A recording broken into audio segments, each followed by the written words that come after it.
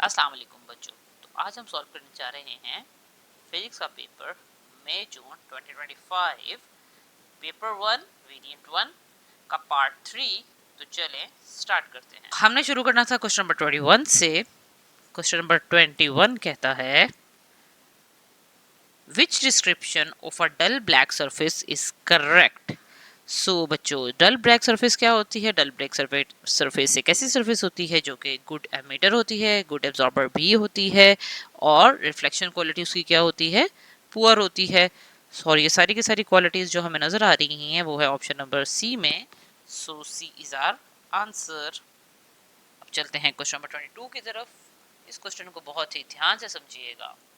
The rays of light from a ray box pass through three lenses placed at positions 1, 2 and 3. So here we have three positions और ये ray box से light pass on हो रही है। Question है which type of lens is used at each position। तो अब उन्होंने हमसे पूछा है इन तीनों पोजीशन पे कौन कौन से lenses यूज हुए हैं। इन क्वेश्चंस को सॉल्व करने का सिंपलेस्ट वे ये है कि आप जहाँ से रे ऑफ लाइट स्टार्ट हो रही है उसका पार्ट ड्रॉ करें और उसको स्ट्रेट लाइन में ले जाएं। But as we can see कि ओरिजिनल पाथ तो लाइट का ये था, बट यहाँ से लाइट इस पाथ को फॉलो करने की बजाय क्या हो गई है? कन्वर्ज। तो पोजीशन ए हमारी क्या होनी चाहिए? कन्वर्ज। तो सी एंड डी तो वैसे ही माइनस हो गए। लेट्स सी ए और बी में से अब हमारा क्या आंसर है। Let's move to position 2। अब पोजीशन 2 के पाथ को अगर हम गौर करें तो अगेन हमारी लाइट कुछ इस डायरेक्शन में जानी चाहिए, लेकिन ये भी इस डायरेक्शन में चलेगी। इट मीन्स अगेन लाइट क्या होगी? Converge. So we have converging at position 2। तो फॉर द करेक्ट आंसर हमें पोजीशन 3 से भी रे ऑफ लाइट ड्रॉ करनी पड़ेगी। So let's draw. अब यहाँ से जब लाइट आए जो इसका ओरिजिनल पाथ फुल होगा वो कुछ इस तरह से होगा। But as you can see light यहाँ पे आने की बजाय अपने ओरिजिनल पाथ से क्या हो गई है? Diverge. So B would be our answer. Let's move to question number 23। Question number 23 में हमें बता रहे हैं a swimming pool is lit by an under water light. So ये लाइट लगी हुई है स्विमिंग पूल के अंदर। A ray of light is incident on the surface of the water. और उससे a ray of light water के surface पे इंसिडेंट हुई। अब what is the path of the ray of light? अब वहां से रे ऑफ लाइट कहाँ गई, ये हमारा क्वेश्चन है। तो बच्चों ये देखिए, ये रे ऑफ लाइट, ये लाइट है आपकी, और यहाँ से दिस रे ऑफ लाइट ने ट्रेवल किया है। अब यहाँ से ये आइदर ए बी सी और डी किस डायरेक्शन में गई है, ये हमारा क्वेश्चन है। अब एक छोटी सी इन्फॉर्मेशन जो उन्होंने हमें प्रोवाइड की है वो ये है कि लाइट कहाँ लगी हुई है? Under water.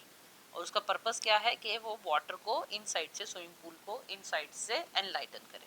ठीक है, तो इसी फिनोमिना को देखते हुए, इसी पर्पस को फुलफिल करते हुए, द ओनली फिनोमिना हमारे माइंड में आता है इस टोटल इंटरनल रिफ्लेक्शन। क्योंकि टोटल इंटरनल रिफ्लेक्शन के केस में ही ऐसा होता है कि लाइट पूरी की पूरी सेम मीडियम में वापस आ जाती है। सो कैन यू सी कौन सा ऑप्शन है जो टोटल इंटरनल रिफ्लेक्शन को फॉलो कर रही है? That is answer C. Same medium में सेम एंगल के साथ लाइट वापस आ गई। So C is your answer. Let's move to question number 24। अब क्वेश्चन नंबर 24 कहता है when a converging lens is used as a magnifying glass what is the nature of the image. So simple सी बात है बच्चों, ये बहुत ही simple सा क्वेश्चन है। मैग्नीफाइंग ग्लास से जब भी कोई इमेज बनता है वो हमेशा वर्चुअल एंड अपराइट होता है। सो डी इज द आंसर। अब question number 25। A sound wave consists of compression and rarefactions. Which type of wave is sound and how does the pressure in a rarefaction compare with the pressure in the compression? अब सबसे पहले बच्चों उन्होंने हमसे पूछा है कि sound wave कौन सी वेव होती है। तो बताएं, साउंड वेव होती है लॉन्गिट्यूडनल या ट्रांसवर्स।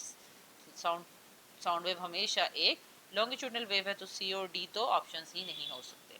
अब हमें ये बताना है कि प्रेशर रिफ्लेक्शन में कौन सा होता है। तो वी नो जो हाई प्रेशर का एरिया होता है वो कंप्रेशन कहलाता है, और जो लो प्रेशर एरिया होता है वो रेयरफेक्शन कहलाता है।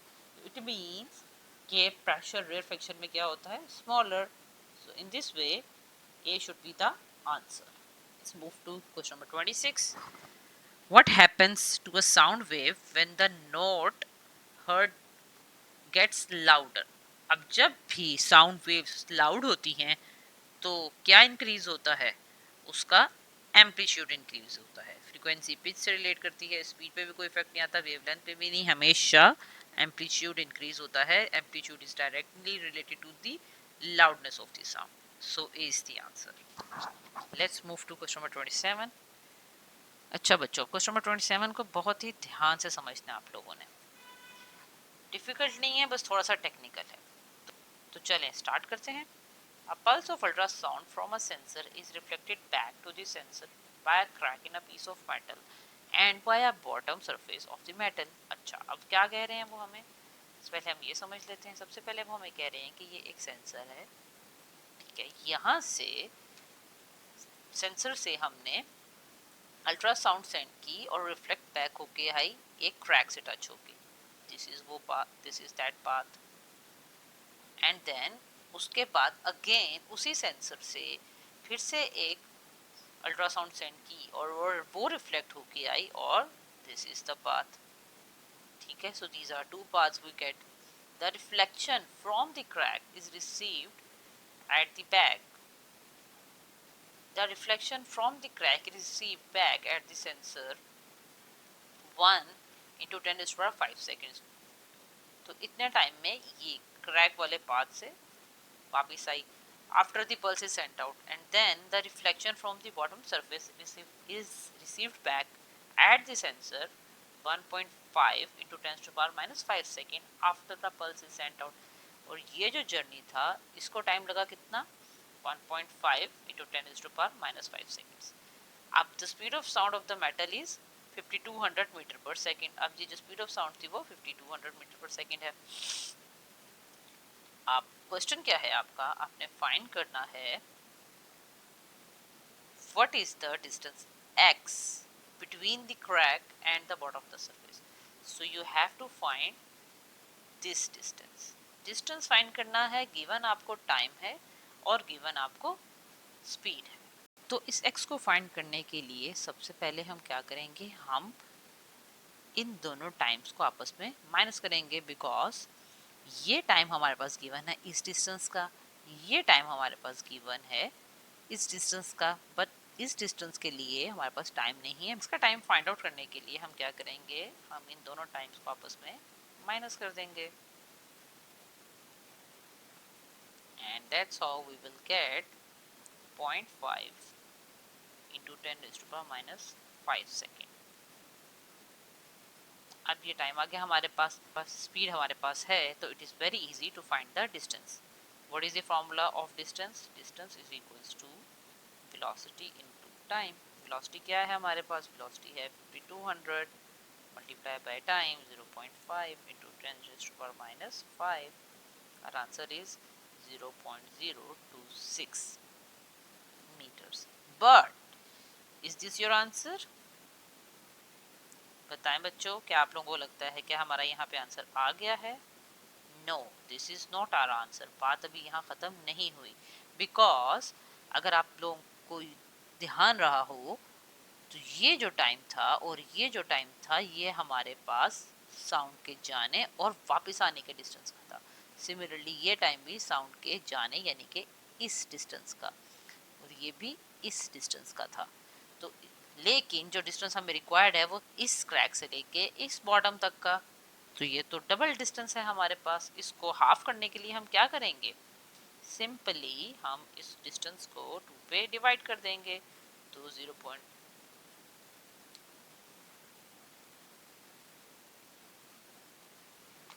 Simply divide this time by 2. 0.026 divided by 2 will gives you 0.013 meter.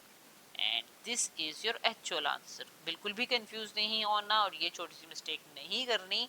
Answer find करने के बाद यूजुअली साउंड के फॉर्मूलाज में हम 2 पे डिवाइड करते हैं, but you also have to look to the conditions. So is your answer. Let's move to question number 28.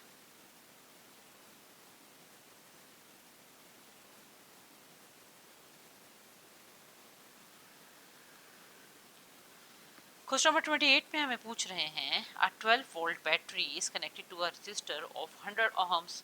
How much charge passes through the resistor in 30 minutes. तो बच्चों उन्होंने हमसे पूछा है हमें चार्ज कैलकुलेट करके बताएं. चार्ज का फॉर्मूला याद है आप लोगों को. चार्ज हम फाइंड करते हैं I is equals to Q by T से in terms of Q is equals to I into T. But do we have I with us? No. To find I क्या करेंगे हम सबसे पहले लगाएंगे V is equals to IR का formula और इसमें हम फाइंड कर लेंगे current. We have a 12 volt battery I to be found and we have 100 ohm resistor. So that's how हमारे पास जो वैल्यू आएगी that's 12 divided by 100 is equals to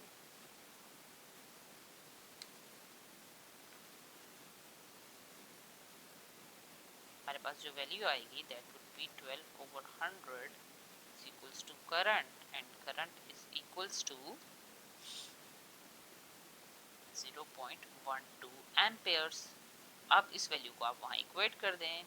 Q is equals to 0.12 amperes multiply by 30 और क्योंकि हमें minutes में given है तो हम इसको मल्टीप्लाई बाय 60 भी करेंगे. इसको सॉल्व करें तो आंसर आता है 216 coulombs which is very close to 220. So our answer is 220. Let's move to question number 29. A circuit consists of a resistor connected between the positive terminal and the negative terminal of a power supply. Which row describes the direction of conventional current and the direction of free electrons in the resistor? So it's a very easy and simple question. उन्होंने हमसे conventional current की direction पूछी है और free electrons की direction पूछी है. तो हमें पता है कि कन्वेंशन करंट हमेशा पॉजिटिव से नेगेटिव की तरफ जाता है. सो in this way option A और ऑप्शन बी तो हो ही नहीं सकती. सो लेट्स सी सी और डी में से कौन सी है. And about electrons we know कि वो तो नेगेटिव से पॉजिटिव की तरफ जाते हैं. So that's how C is our answer. Let's move to last question of this session, question number 30.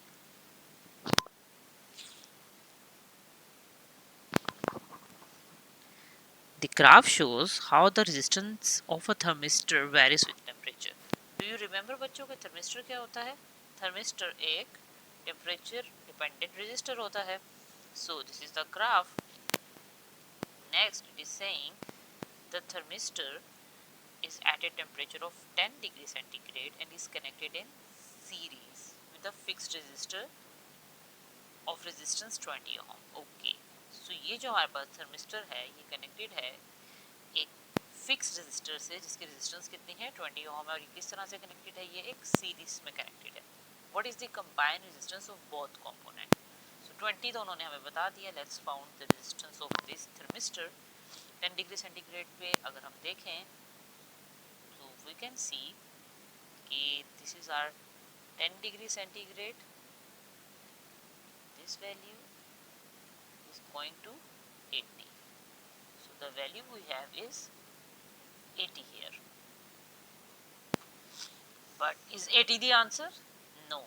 हमने combined resistance कैलकुलेट करनी थी. तो combined resistance में हम क्योंकि ये दोनों सीरीज में कनेक्टेड हैं तो जब भी दो रेजिस्टेंसेस सीरीज में कनेक्टेड होती हैं तो we simply add those. तो 80 तो 80 ohms plus 20 ohms would be equals to 100 ohms. So this is your answer D. So that's all about today's session. आज हमने पार्ट 3 भी सॉल्व कर लिया. अब इंशाल्लाह नेक्स्ट वीडियो में हम इस क्वेश्चन पेपर का लास्ट पार्ट क्वेश्चन नंबर 31 से क्वेश्चन नंबर 40 सॉल्व करेंगे. So keep watching the video and subscribe the channel. Thank you.